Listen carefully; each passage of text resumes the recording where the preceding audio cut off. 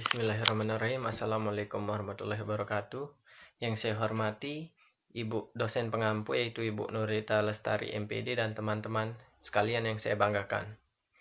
Pertama-tama, puja-puji syukur kita hadirat Allah Subhanahu wa taala yang telah memberikan kita nikmat kesehatan sehingga kita dapat berjumpa pada kesempatan kali ini.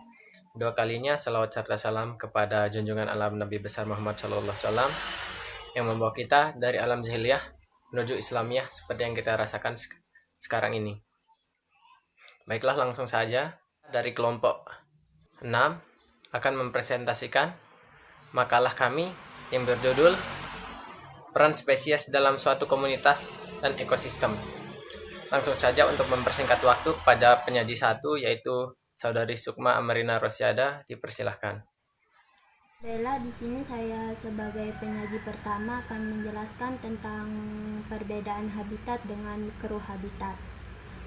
Adapun perbedaan habitat dan mikrohabitat yaitu habitat menunjukkan totalitas lingkungan yang ditempati, populasi yang dimana di dalamnya tercakup faktor abiotik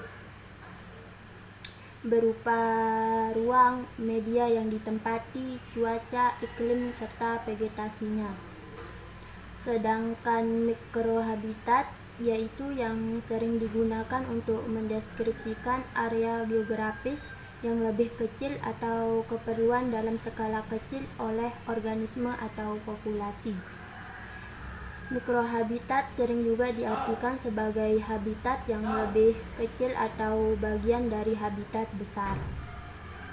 Yang kedua yaitu pengertian relung ekologi.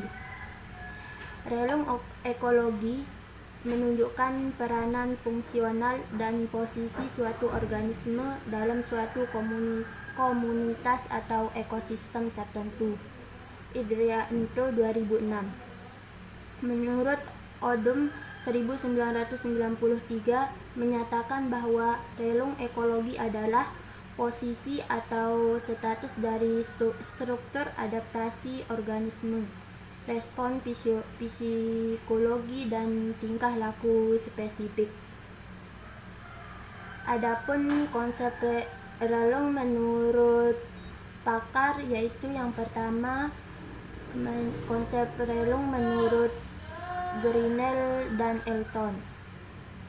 Relung berdasarkan Grinnell mewujudkan gagasan bahwa relung spesies ditentukan oleh ketersediaan habitat, tempat tinggal, dan adaptasi perilaku yang menyertainya.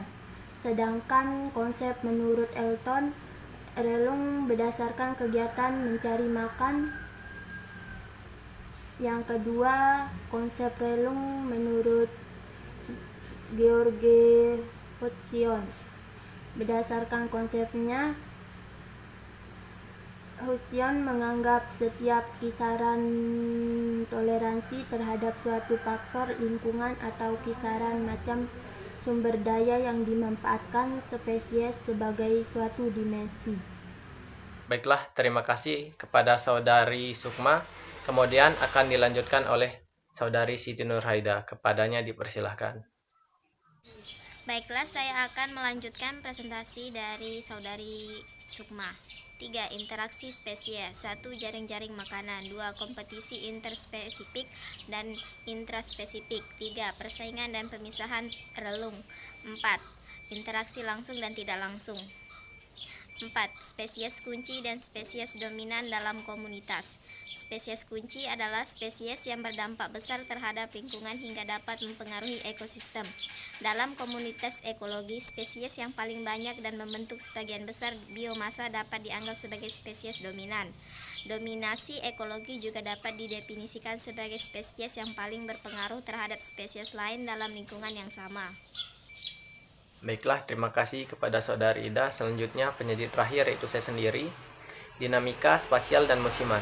Dinamika spasial adalah perubahan yang berkaitan dengan ruang atau tempat. Kita dapat melihat peta persebaran dari suatu populasi atau spesies. Dinamika musiman adalah perubahan populasi yang terjadi dari musim ke musim. Selanjutnya yaitu pengaruh manusia terhadap suatu komunitas dan ekosistem. Aktivitas manusia menyebabkan degradasi lingkungan, yaitu kerusakan lingkungan melalui penipisan sumber daya seperti udara, air, dan tanah, perusakan ekosistem, perusakan habitat, kepunahan satwa liar, dan polusi. Ini didefinisikan sebagai setiap perubahan atau gangguan terhadap lingkungan yang dianggap merusak atau tidak diinginkan. Baiklah, sekian dari kelompok kami, kurang lebihnya mohon dimaklumi. Wabillahi taufiq wal hidayah. Wassalamualaikum warahmatullahi wabarakatuh.